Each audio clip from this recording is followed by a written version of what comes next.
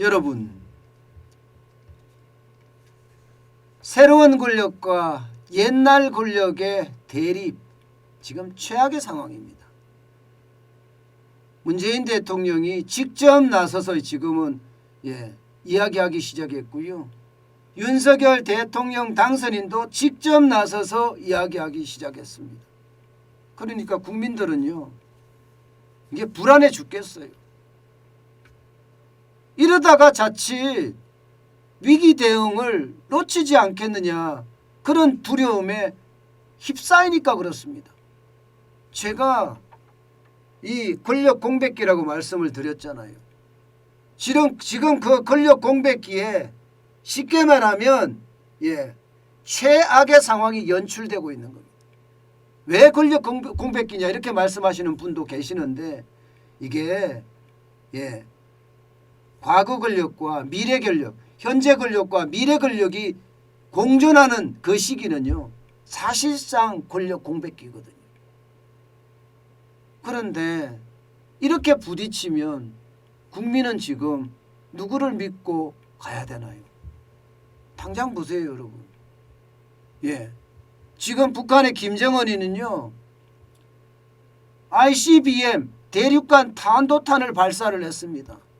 고도가 6,200km가 되면 이게 미국까지도 직접 타격을 가할 수 있는 그런 미사일입니다.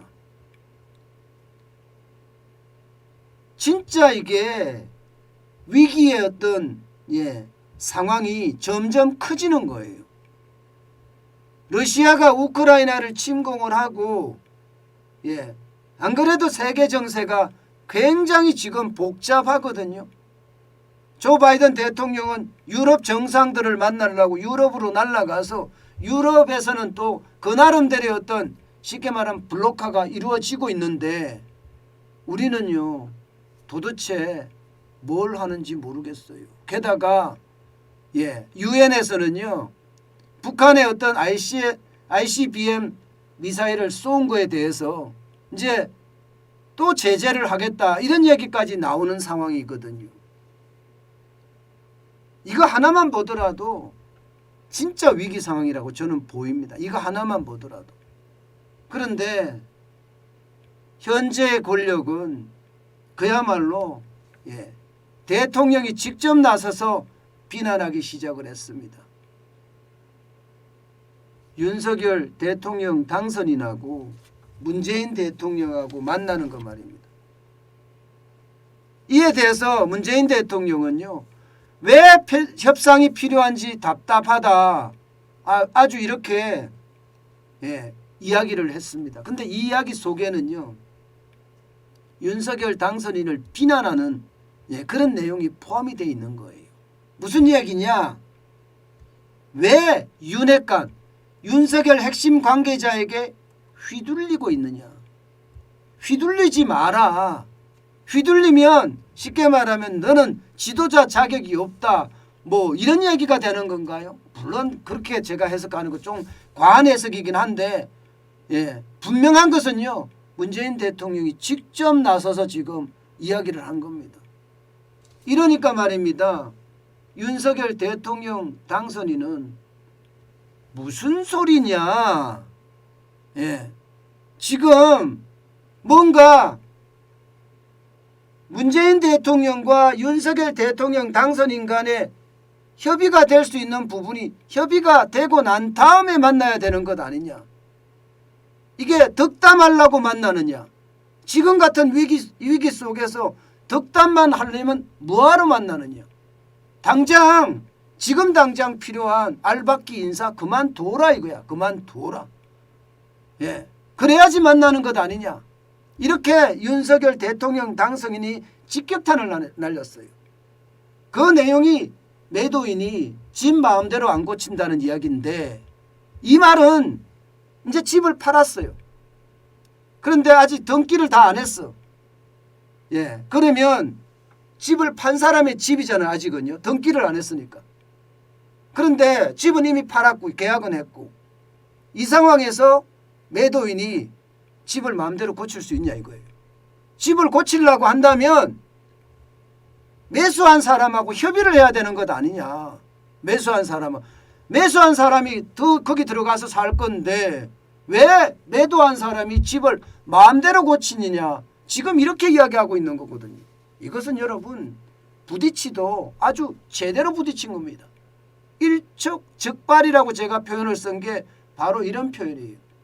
말은 부드럽고 뭐 이게 뭐 큰 말 뜻이냐 싶지만 말 속에서는요 엄청난 이야기가 숨어 있다는 겁니다.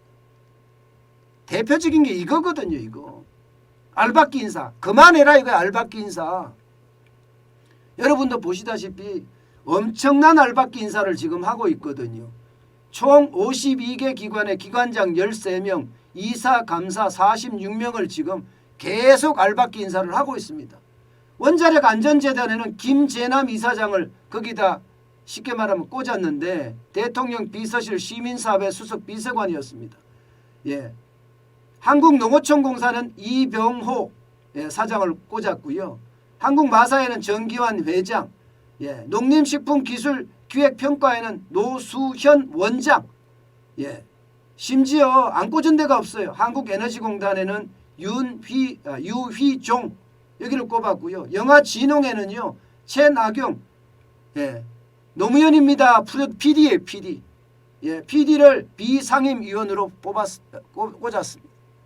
그러니까 이거 꼽지 마라 이거야. 왜냐하면 나하고 일할 사람들은 내가 뽑는 게 맞지 않느냐.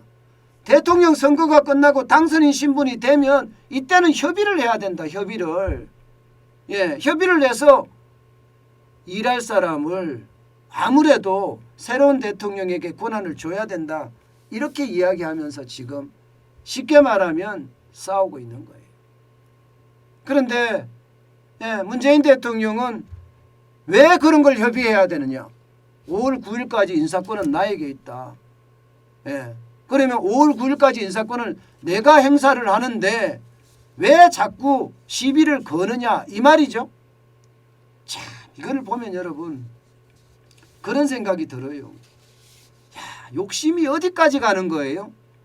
이미 권력이 바뀌었어요. 새로운 대통령 당선인이 이미 계셔요. 그러면 이게 일반 사람들도 이렇게 됐을 경우에는 그래 패배를 인정하고 함께 국민들이 불안하지 않게끔 함께 의논하고 협의하면서 의사결정을 하는 게 일반적이에요. 이게 가정에서도 그럴 거고요. 아마 일반 사회에서도 이런 일이 일어나요. 그런데 대통령이 5월 9일까지 인사권이 있다면서 계속 저렇게 고집하는 거. 참 보기 민망하네요. 염치가 없네요. 염치가. 진짜 부끄럽네요. 지금 한적한 지금 난제만 하더라도 엄청납니다. 일반적으로는요. 이렇게 되면 당선인의 뜻을 존중해 주는 게 예의입니다. 제발 부끄러움을 좀 알고 좀 물러났으면 좋겠어요. 왜 저렇게까지 하는지 모르겠어요. 안 그래도 지금 할 일이 태산입니다. 여러분 지금 추경도 지금 편성을 해서 실물 경제를 어떻게 살려야 될지 추경에는 적자 국채를 발행하지 않는 범위 내에서 저는 해야 된다고 말씀을 드리고 있죠. 그래서 빨리 실물 경제를 어떻게 하든 회복을 시켜내야 돼요. 지금 부채가 떠받치고 있는 실물 경제 자칫 잘못하면 줄줄이 망하거든요. 빨리 이런 부분을 빨리 해야 되는데 지금 넉장 부리고 있습니다.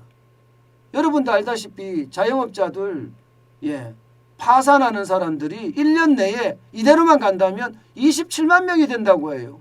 그만큼 실물 경제는 지금 아작이 나고 있다는 뜻입니다. 그런데도 저렇게 싸워야 될까요? 게다가 말입니다. 우리 국민 전체는 말입니다. 지금 물가 때문에 고통에 고통을 겪고 있습니다. 그러면 이 물가를 어떻게 낮출 것인가 고민하고 여기에 대한 정책을 펴도 지금 시원찮습니다. 그런데 인사권에 대한 갈등을 놓고 저렇게까지 첨예하게 대립을 하는 것은 여러분 도저히 이해를 못하겠어요. 국가를 운영하면서 잘한 일도 있고 잘못한 일도 있겠죠. 그러면요 스스로가 이게 새로운 당선인이 생겼다면 협력하고 협의하고 함께 해야 되는 것은 어쩌면 당연한 일이에요. 그 당연한 일을 당연 안 하다고 주장을 하면서 저렇게까지 욕심을 부린다는 것은요 과욕입니다. 과욕은요 본인을 망치는 것은 당연하고요. 이게 대통령의 자리이기 때문에 나라까지 망칩니다. 저는 그게 참 안타깝네요.